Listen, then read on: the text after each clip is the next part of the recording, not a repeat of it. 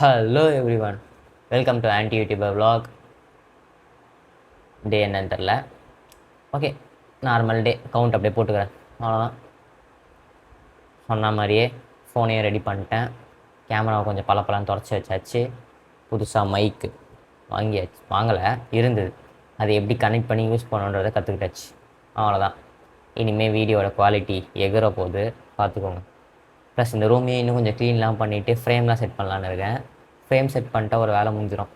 அந்த எதுவும் கலைக்காமல் அப்படியே ஃபிக்ஸ் பண்ணிட்டோன்னு வச்சுக்கோங்களேன். டெய்லி ஃபோனை மட்டும் நிற்க வச்சுட்டு பேசிவிட்டு வீடியோ எடுத்து போட்டுடலாம். உட்காந்து இது பண்ணோம், அது பண்ணோம், எல்லாத்தையும் க்ளீன் பண்ணோம், அந்த தலைவலியே இருக்குது. அதுவும் இல்லாமல் இது எல்லாத்தையும் ரெடி பண்ணி ஒரு வாரம் ஆச்சு. அது இல்லாமல் இன்றைக்கி ஏன் நான் வந்தேன் அப்படின்னு கேட்டிங்கன்னா,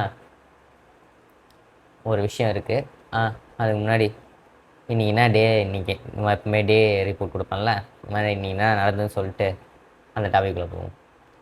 காலைல எழுந்தேன், நைட்டே 12 மணிக்கு தான் படுத்தேன். 12:30 ஆயிடுச்சு. ஆமாம், 12 மணி ஆயிடுச்சு நைட் தூங்கிறதுக்கு.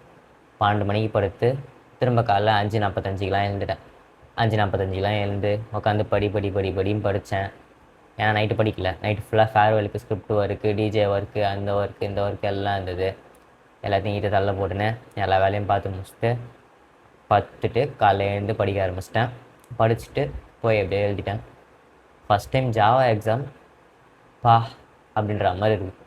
எப்படியோ எழுதிட்டு வந்திருக்கேன். பாஸ் ஆகிடுவேன்னு தெரியும். பாஸ் ஆகிற அளவுக்கு எழுதியிருக்கேன். அதனால் லைட்டாக மனசு ஆறுதலாக இருக்குது.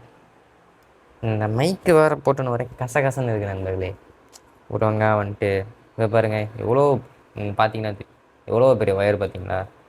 இந்த ரிசீவர் வேறு.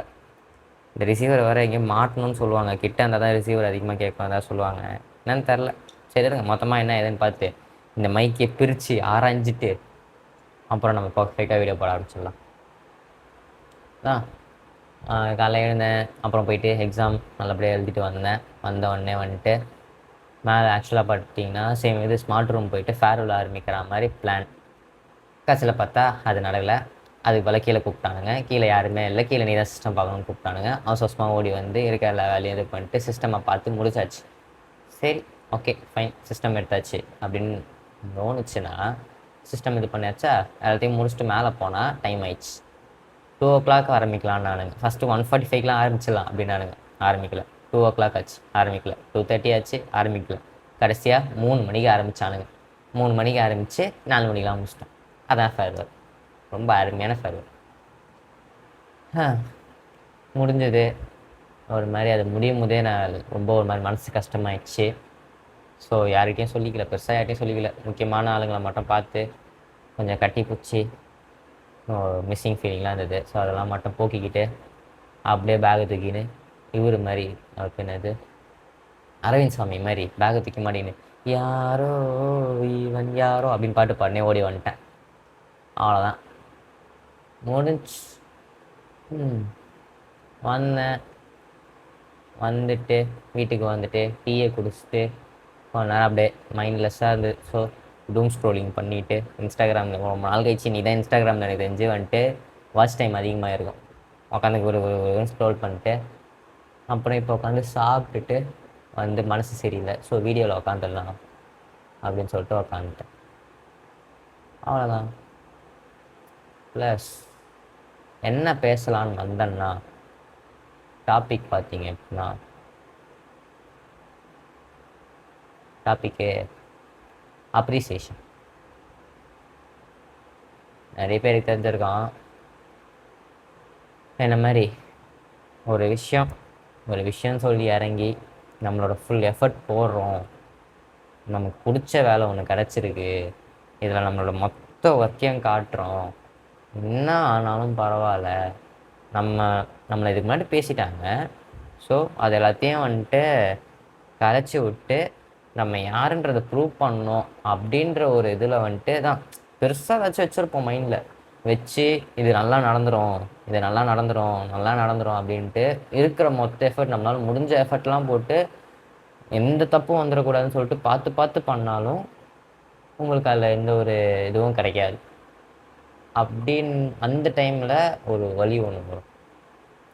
அந்த வலி முட்டிச்சுன்னா எப்படி இருக்கும்னா, இதோ இந்த மாதிரி யார் கேட்குறீங்க, யார் இது பண்ணுறீங்க என்னன்னே தெரியாமல் சும்மா ஆன் பண்ணி வச்சுட்டு தர மாதிரி ஆகிடும். அந்த அளவுக்கு மைண்ட் எஃபெக்ட் ஆகும். ஆனால் அந்த மனுஷங்க இருக்கானுங்கல்ல, இந்த மனுஷங்களாம் அப்போ நம்ம தான் சொல்கிறாங்க, எவ்வளோ ஒரு கேவலமாக இருக்கும்ல. ஒரு விஷயம் ஒன்று பண்ணுறேன்னா நிறைய பேர் அப்படியே பெரிய ஆளுங்க மாதிரி பேசுவானுங்க. எனக்கு வந்துட்டு இதுதான் முக்கியம், எனக்கு இதனால வர பை ப்ராடக்ட் அந்த அப்ரிசியேஷன், இந்த இது அந்த மாதிரி கெட்டதெல்லாம் வந்து அந்த இதெல்லாம் எனக்கு இது வேணாம். நான் வந்துட்டு நான் உண்டு நான் வேலை உண்டுன்னு இருப்பேன். எனக்கு இது பண்ணி இது நடந்தால் போதும், அதனால் அது கிடைக்கிற எனக்கு பை ப்ராடக்ட்லாம் வேணாம் அப்படின்னு பெரியத்தனமாக பேசுவானுங்க. ஆனால் உண்மையில் பார்த்தீங்கன்னா அவங்க தான் வந்து ஐயோ அப்ரிசியேஷன் கிடச்சாதா, நம்மளை யாரும் சொல்கிற மாட்டானுங்களா, அது எப்படின்னா அவனுங்க எல்லாம் கிடச்சோன்னே இந்த மாதிரி ஒரு மறுபுறத்துக்கு ஒன்று போடுவானுங்க. ஆனால் அந்த ஒரு அப்ரிசியேஷன், ஒருத்தர் 4 வார்த்தை நல்லா பண்ணடா தம்பி அப்படின்னு சொல்லிட்டு முதல் தட்டி கொடுக்குறது, அந்த ஒரு 4 வார்த்தைக்காக தான் இத்தனை பேர் இத்தனை நாள் எல்லோரும் ஓடிட்டுருக்காங்கன்றது தான் இந்த உண்மை. அந்த மாதிரி ஓடி பட் அந்த 4 பேர் இல்லை, அந்த மாதிரி 4 பேர் யாருமே தட்டி கொடுக்கல, உங்களோட எஃபர்ட்டெல்லாம் போட்டு உங்களுக்கு ஒரு அப்ரிசியேஷன் கிடைக்கலன்னும் போது ஒரு வழி ஒன்று வரும் பாருங்க. அந்த வழியில் தான் உட்காந்துருக்கேன். நியர்லியே தான் ஒரு 2 வீக்ஸ் 2 கூட 3 வீக்ஸ் இருக்கும் உட்காந்து ஸ்கிரிப்டுன்னு உட்காந்து எழுதி சும்மா இருக்கும் போதெல்லாம் இதை பற்றி யோசிச்சு இவங்களை பற்றி இது சொல்லலாமா, அவங்கள பற்றி அதை சொல்லலாமா, அதை பண்ணலாமா, இதை பண்ணலாமா, அப்படி இப்படின்னு யோசிச்சு எல்லாம் பண்ணி எழுதி எடுத்துகிட்டு வந்தால், எல்லாத்தையும் முடிச்சு எடுத்துகிட்டு வந்தால், அது நம்மளோட எஃபர்ட்டை முடிஞ்ச அளவுக்கு பண்ணியிருப்போம். சரி டைம் கன்சன்ட்ரேட் ஆகிடுச்சு, இது எல்லாம் கையில் மீறி போயிடுச்சு அப்படின்னு நினச்சாலும் ஒரு ஹோப் ஒன்று லாஸ்ட் மினிட் வரைக்கும் அந்த ஒரு ஹோப் ஒன்று இருக்கும் தெரியுமா. சரி இப்போ இதை முடிச்சிடலாம், இப்போ சூப்பராக முடிச்சிடலாம்னு சொல்லிட்டு லாஸ்ட் வரைக்கும் எடுத்துகிட்டு போயிட்டு எதுவுமே ஒழுங்காக முடிக்கலை அப்படின்னு ஒரு ஸ்டேஜ் வரும்ல. நம்மளால ஃபுல் எஃபர்ட் போட்டிருப்போம், பட் ஆனால் வந்துட்டு அந்த இடத்துல வந்து நம்ம தோற்று போகிற அந்த வலி ரொம்ப கஷ்டம். லிட்ரலி அப்படி தான் உட்காந்துருக்கேன்.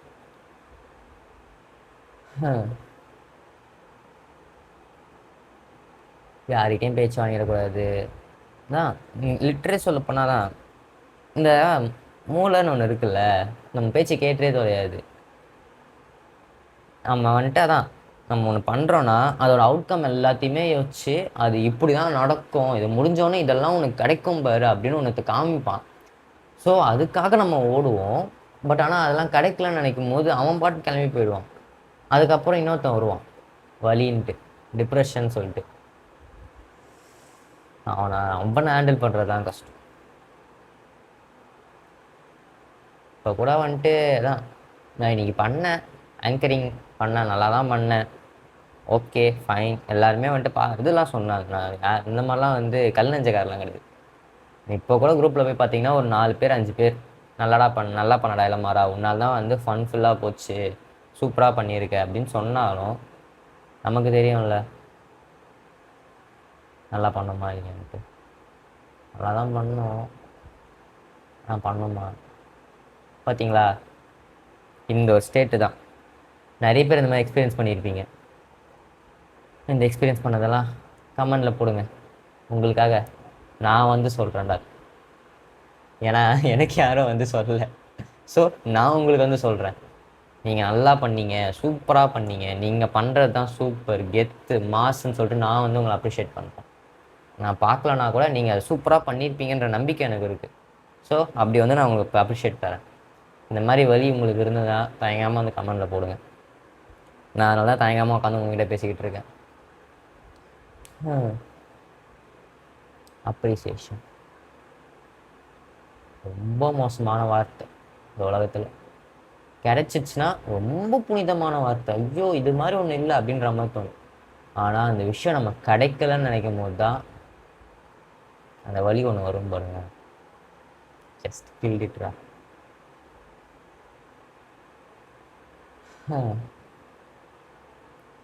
பரவாயில்ல, நான் டயர்டாகிட்டேன்னா கையெல்லாம் சரியான வலி நண்பர்களே, ஏன்னே தெரில.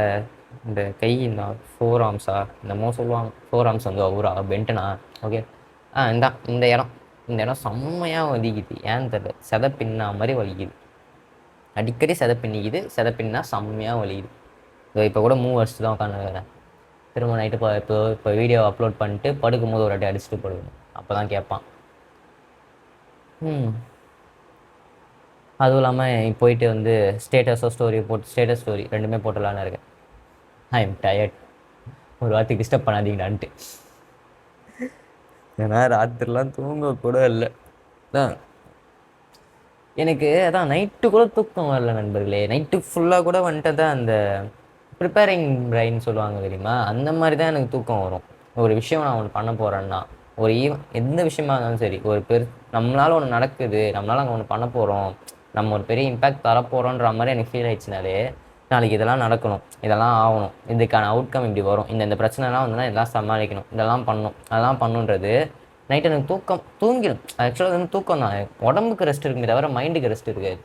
நைட்டு ஃபுல்லாக அதை பற்றியே திங்க் பண்ணிகிட்ருக்கோம், அதை பற்றியே வந்து இது பண்ணிகிட்ருக்கோம். அதுதான் எனக்கு வந்து இப்போ ரொம்ப பெயினாக இருக்குது. ஸோ நான் அவ்வளோ ப்ரிப்பேர் பண்ணி அது பண்ணியும் கரெக்டான ரெகக்னேஷன் இல்லை அப்படின்னு நினைக்கும் போது வலியுது. பரவாயில்ல, இதுவும் கடந்து போகும். சாயந்தரம் வரவும் தான் நண்பர்களே உடஞ்சிட்டேன்.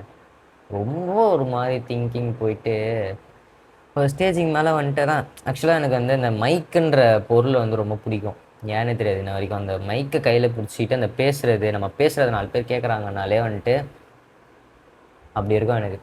பட் இன்றைக்கி நான் பேசி முடிச்சிட்டேன். பட் அந்த மைக்கு மேலே எனக்கு அந்த வெறுப்பு வந்தது. உனக்கு இதெல்லாம் சரி வராது, நீ இதுக்கெலாம் லாய்க்கு இல்லை, எல்லாம் சொல்கிறது உண்மை தான், உனக்கு இதெல்லாம் செட் ஆகாது, ஒழுங்காக போயிட்டு இந்த ரேட் ரேஸ் சொல்லுவாங்கள்ல, அதுக்கேற்ற மாதிரி ஓடு, அப்படிலாம் என் மைண்ட் சொல்ல ஆரம்பிச்சிச்சு. இன்னமும் சொல்லுது, ராத்திரி பூராவும் சொல்லும். ஒரு வாரம் ஆகிடும் சத்தியமாக ரெக்கவர் ஆகிறதுக்கு. அது வரைக்கும் ரோபோட் மாதிரி தான் இருப்பேன். ஓகே ஃபைன், பார்த்துக்கலாம். ஓகே நண்பர்களே, இந்த மாதிரி அப்ரிசியேஷன் உங்களுக்கும் கிடைக்கல, மனசு வலிக்குது, அந்த மாதிரி ஃபீலிங்ஸ்லாம் இருந்ததுன்னா கவலையப்படாமல் கமெண்ட் செக்ஷன் வாங்க. வி ஹாவ் ஹெல்த்தி உரையாடல்.